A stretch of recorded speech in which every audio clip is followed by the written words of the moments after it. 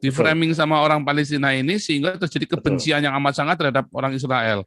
Padahal yang terjadi tadi kan ternyata sebaliknya. Oh, ternyata orang-orang Palestina ini kurang ajar, ya kan?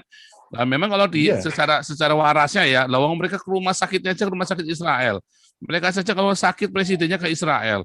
Mereka kalau airnya pun air bersihnya dari Israel, listriknya pun dari Israel. Semua dari sana. Betul. Kan gila itu. Itu tadi gila juga di dalam suatu forum bisa dia berbicara begitu. Dia berpikir di pihak Israel itu kan manusia juga, bukan hanya manusia itu rakyat Palestina. Israel tidak mau, jadi kalau istilahnya kalau Israel itu misalkan nyawa satu bisa diganti 100 orang Palestina kalau dia marah kan Benyamin kan. Ini sekarang pun juga sudah ada terjadi sekitar lebih dari 10 orang loh. 10 orang pihak Israel meninggal, marah sekali makanya. Dari pihak si Palestina itu yang luka memang ratusan. Yang saya bilang tadi kena percikan kan. Terus ada orang yang dia terlambat untuk menyelamatkan diri, dia kena ledakannya meninggal. Dan dia bilang suruh minggir. Memang sekarang ini semua penduduk asli yang penduduk yang berdomisili di jalur Gaza itu disuruh masuk ke tempat persembunyian, Pak. Karena tentara Israel sudah merambah di jalur Gaza. Bapak lihat, sudah merambah di jalur Gaza ini. Soalnya berita ini tadi siang kan ini sekarang jam 7 ya. Berarti di sana siang ini sekarang. Ya moga-moga tidak terjadi sampai kena rumah sakit Indonesia deh. Kalau kena rumah sakit Indonesia, sudah Pak, rumah sakit Indonesia digempur Pak, udah di ini Pak, diserbu juga Pak. Udah hancur. Belum tersenggol Pak. Sudah Pak kemarin Pak. Sudah. Tapi belum hancur kan? Nggak hancur kan? Kena Pak. Kena juga. Iya. Coba nanti sesuai prediksi saya Pak. Sesuai prediksi saya. Coba saya cek. Nah, terima kasih. Lanjut deh rekan-rekan, banyak sekali nih yang raise hand-nya ada 14. Terima kasih Pak. Lanjut dulu ya, ini lanjut dulu nih. Stephen Holly Pak. Iya, ini Pak Stephen dulu nih yang entar. Ya Pak Stephen dulu nih. Mana Stephen? Iya Pak. Shalom. Shalom teman-teman. Mana nih videonya nih? Iya ini Pak, video Pak. Itu sudah dilarang sama Pak Tobing itu katanya, background-nya katanya Pak Oli. itu bahasa Arab doa Bapak kami, Pak. Oh, haleluya. Nggak tahu iya, dia. Pak. Banyak yang kaget, Pak. Itu dikirain itu tulisan khilaf. Bahkan dari keluarga saya aja. Iya, karena mereka itu kenapa pakai background itu katanya. Ya, itu saya bilang itu bahasa Arab dari doa Bapak kami. Karena orang Arab kan nggak cuma Muslim aja gitu kan. Nah, betul. Ya, saya ini Pak mau bahas soal Israel dulu Pak. Lanjut. Nah, yang di video tadi, yang di PBB tadi, waktu rapat itu yang bicara Mossab Hasan Yusuf. Itu asli orang Palestina yang bertobat Pak, menerima Tuhan Yesus Kristus sewaktu dia di penjara Israel. Itulah hebatnya mujizat dari Tuhan Yesus. Jadi dia sangat terkenal di Amerika dan dia membeberkan semua apa yang terjadi di konflik antara Palestina dan Israel. Dan dia sampai saat ini dicap sebagai pengkhianat oleh orang-orang Hamas ataupun orang-orang Palestina. Nah, pertanyaan saya ke Pak Paul, saya merasa kalau Palestina ini, Palestina kan tidak hanya orang Muslim saja, tapi ada juga orang Kristen. Tapi perasaan saya, orang Palestina Kristen ini juga di-framing Pak oleh mayoritas. Apakah itu benar Pak? Jadi ada rasa persaudaraan, karena mereka sama-sama ras Arab gitu Pak, maksudnya. Apakah itu benar ada framing tersebut terhadap orang-orang Kristen Palestina juga? Terus yang kedua, saya mau tanya, Bapak percaya nggak nubuat kalau orang-orang Yahudi itu masih diberi karunia nubuat oleh Tuhan sampai saat ini? Karena saya pernah menonton ada video dari anak kecil Yahudi yang menubuatkan karena dia pernah bermimpi gitu Pak, ya, yang menubuatkan akhir Perang Dunia Ketiga Pak, menubuatkan Perang Dunia Ketiga. Tetapi ceritanya di sini pemimpinnya adalah Obama. Saya nonton itu durasi videonya sekitar 1 jam lebih Pak, dan di situ dia ditemanin oleh rabi-rabi dari Yahudi. Apakah Bapak percaya orang Yahudi Israel masih bisa berkarunia tentang nubuatan gitu Pak? Dan yang ketiga, saya ingin bertanya soal Rusia. Kan kita tahu kan sendiri Pak, kalau Rusia ini kan sekarang sudah mayoritas Ortodok gitu Pak ya. Cuman kenapa keberpihakan dari Rusia ini masih simpang siur gitu Pak? Apakah mereka maksudnya memang masih dipengaruhi oleh dari paham komunisme atau tidak sama sekali gitu Pak? Apakah Putin itu memang dia seorang Ortodok atau bukan, atau dia memang komunis gitu Pak? Dan yang keempat, nah inilah dalam hati saya memang benar-benar bertanya Pak, apakah nanti jika terjadi memang persatuan dari liga-liga negara-negara dari liga-liga Arab, kan kita tahu politik Indonesia itu kalau untuk luar negeri itu adalah politik bebas dan aktif gitu Pak ya. Apakah nanti tetapi kan kita tahu kalau Indonesia ini kan mayoritas Muslim.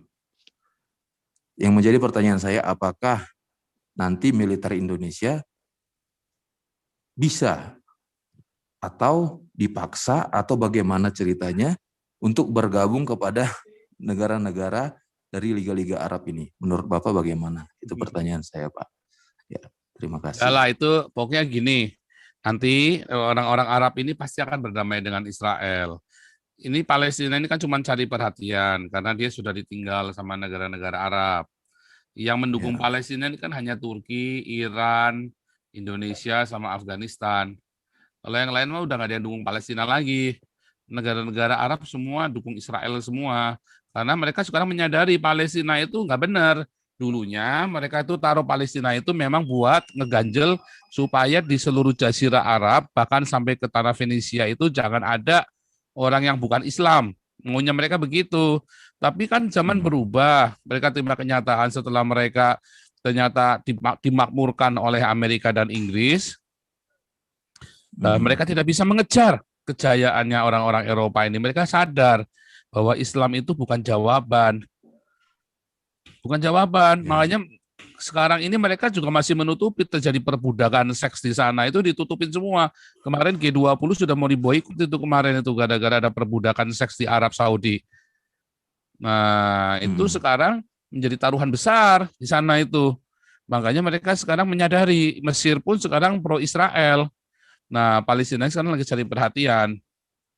Nggak akan berhasil. Tapi Erdogan berusaha Erdogan itu sudah kapal karam itu, kapal oleng kapten. Kalau Erdogan itu udah dia pemilu bolak-balik sudah 3 kali pemilu dia kalah, tapi dia curang kan. Sudah jelas kalah, udah dibilangin kalah kok. Tapi kok bisa masih berkuasa sampai sekarang padahal pemilu 3 kali sudah kalah terus. Nah, karena ya pemilu tinggal pemilu, dia mah tetap berkuasa. Oh, itu sudah kenyataan, ada 2 juta orang Turki yang ada di Eropa ngungsi dari Erdogan. Nah, itu Erdogan tuh ini siap bom waktu saja, tinggal meledaknya aja itu. Itu nanti matinya bisa ngenes itu kayak si siapa itu yang diseret di pinggir jalan itu. Si siapa itu yang di Libya itu. Gaddafi. Iya. Diseret di pinggir jalan kayak anjing dicincang begitu kan. Wah, itu Erdogan hati-hati itu.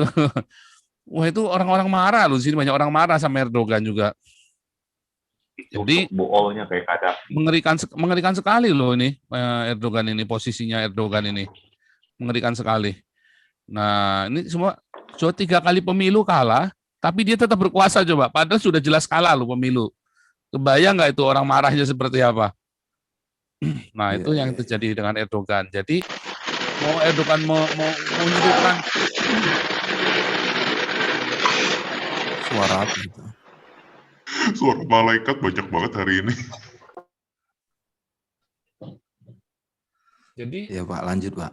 negara apapun nggak bisa, cuman Indonesia aja yang percaya sama Erdogan. Cuman negara Indonesia saja yang percaya sama Erdogan. Entah seberapa bodohnya si Menteri Luar Negeri kita itu kan.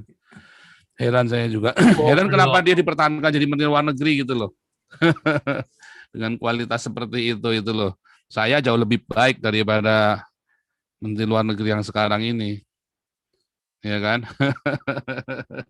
Jelas. Fotonya bugil, Pak. Politik, Pak. Kasihan sadis, Pak. Jangan, karena itu kan wanita kan, kita harus menghargai wanita. Cuman bodoh aja, kita kasih tahu dia bodoh. Karena masih saja nggak ada terobosan apa-apa. Coba Indonesia dalam hubungan luar negeri terobosannya apa? Nggak ada terobosannya Indonesia dalam hubungan luar negeri itu. Nggak ada. Terobosannya cuma Interpol doang nyariin Joseph Paulus sang Nabi ke-26. Kasihan deh. Saya kira nggak ada. Nggak ketangkep lagi. Nggak bisa lah. Oke, kita lanjut dulu nih, Adik Semoyo nih. Teman-teman boleh sambil diskusi ya, nggak apa-apa kalau ada ini saling silang. Cuman nanti kita lihat ininya, nanti saya ini tetap izin dulu ya. Oke, silakan. Rahayu. Adik Semoyo. Rahayu, Pak Paul. Rahayu, wong gitu kalau. Gitu kalau salam. Waduh, seru nih Pak Paul. Pak Paul dicari DPO, terus tiap hari kejadiannya seru. Di mana-mana. Waduh, di mana-mana ini bikin berita tiap hari kan. Cuman yang sangat disayangkan media Indonesia itu, Pak Paul. Maksudnya media yang ada di Indonesia, bukan media Indonesia nama ini ya. Kayaknya gampang banget mereka itu. Apa mereka ada agenda ya? Gitu loh. Mestinya ya kan menyikapi gejolak di Israel dan Palestina itu kan netral aja lah, ya kan, karena itu urusan luar, ya kan. Urusan dalam negeri tuh sampai-sampai orang mau mudik, ya kan, penyekatan yang sudah ada aturan jelas malah jebol, sampai ribuan orang kena COVID kan, yang di Jawa Barat, di Bekasi itu kan. Terus yang di berita di Poso baru-baru 2 hari yang lalu ya, apa kemarin ya, itu loh. Mestinya kan fokus ke situ dulu ya, Papua, ke situ dulu lah. Lebih baik juga fokusnya ke Pancasila lah, karena memang setiap institusi negara ini memang harus dites atau diuji tentang wawasan kebangsaan ya kan. Mestinya itu dulu yang utama menurut saya ya Pak Paul. Itu pendapat saya aja. Saya ada satu pertanyaan Pak Paul yang tadi saya dengar. Pak Paul tadi bilang ada sedikit, saya dengar ya, tapi ya mudah-mudahan salah ya. Kalau benar juga tolong dijelaskan Pak Paul. Yang menurut Pak Paul tadi bilang antikris itu paus ya. Nah, saya pengen dengar bagaimana menurut Pak Paul yang... Saya nggak setuju, paus itu bukan antikristus lah, bukan. Oke. Saya dari dulu nggak pernah setuju kalau paus adalah antikristus. Oh begitu. Nggak setuju. Itu cuma cocokmologi aja, hitung-hitungan kotak-katik gatung. Iya. Makanya saya terkejut tadi, kayaknya saya dengar paus adalah antikristus tuh gimana? Itu pandangannya orang teolog karismatik seperti David Supangat, yang grupnya mereka itu loh. Iya. Lucu juga ya kalau paus memang dulu pernah berdosa, maksudnya paus-paus itu ada yang beristri berapa lah, itu kan tahun berapa iya, itu kan beda dong. Harus bedakan mana kesalahan individu dengan ini kan. Iya, kok jadinya begitu kan nggak enak juga dengarnya. Ya udah jalanin yang kita aja, maksudnya kan itu, jangan menghakimi yang lain kan. Hakim yang tertinggi kan udah sama-sama kita yakini kan gitu loh. Ya udah. Lucu aja Pak Paul. Itu aja ya Pak Paul. Untuk ini saya mau keluar dulu tapi saya online. Ya, iya. Oke, dan memang yang lebih lucu lagi ya dari paus dari para penganut teori konspirasi ini, yang tertulis mereka nggak percaya, yang nggak tertulis mereka bikin-bikin. Nah itulah, hati-hati ya dengan teori konspirasi. Dan yang kedua, memang kalau ini saya mau tampilkan berita, tapi saya masih belum bisa buka WhatsApp yang di iPad saya ya. MUI menyerukan agar negara-negara OKI memerangi Israel. Saya sih berharap Indonesia perang sama Israel loh. Menjajal gitu loh, ngelihat hasilnya gitu loh. Indonesia ngelawan Israel gitu kan. Harusnya dijajal itu. Kayak apa. Biar Begitu mayoritas Indonesia aja, perang Pak lawan Paul, ya. Israel, Papua selesai aja hari itu juga. Jadi lundrung. Nah iya geblek juga ini ya, ini si MUI ini juga ada aja. MUI ini memang kerjaannya cuman menghasilkan fatwa-fatwa geblek.